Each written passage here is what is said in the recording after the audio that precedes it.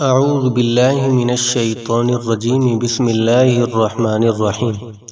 معزز خواتین و حضرات، آج شعبان کا پہلا جمعۃ المبارک ہے۔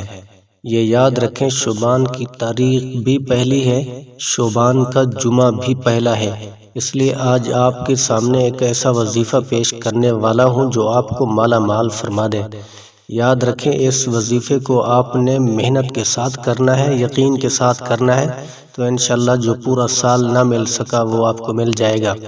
وہ وظیفہ قرآنی آیات کا ہے، حسبنا اللہ و نعم الوکیل۔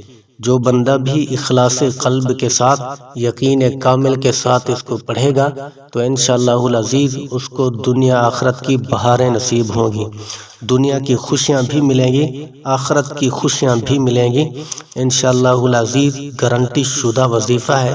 آپ نے اس کے معنی کی طرف توجہ رکھنی ہے کہ حسبنا اللہ، میرا اللہ مجھے کافی ہے، ونعم الوکیل، اور میرا بہترین کار ساز ہے۔ تو آپ نے اس کے معنی کو ملحوظ خاطر رکھنا ہے، معنی کی طرف توجہ اور دھیان اور خیال اور تصور رکھنا ہے، تو انشاءاللہ العزیز یہ آپ کی سوئی ہوئی قسمت کو جگا دے گا، آپ کے مقدر بدلے گا، آپ کی زندگی بدلے گی۔ تو اگر ہو سکے آپ نے اس کا 100 تسبیح کے اعتبار سے ورد کرنا ہے، شام کو بھی پڑھنا ہے، صبح کو بھی پڑھنا ہے، تو انشاءاللہ العزیز آپ کی سامنے آپ کے حالات بنتے ہوئے سامنے نظر آ جائیں گے، بگڑتے ہوئے حالات سنور جائیں گے، آپ کی ٹوٹی ہوئی قسمت، آپ کی قسمت اجاگر ہو جائے گی۔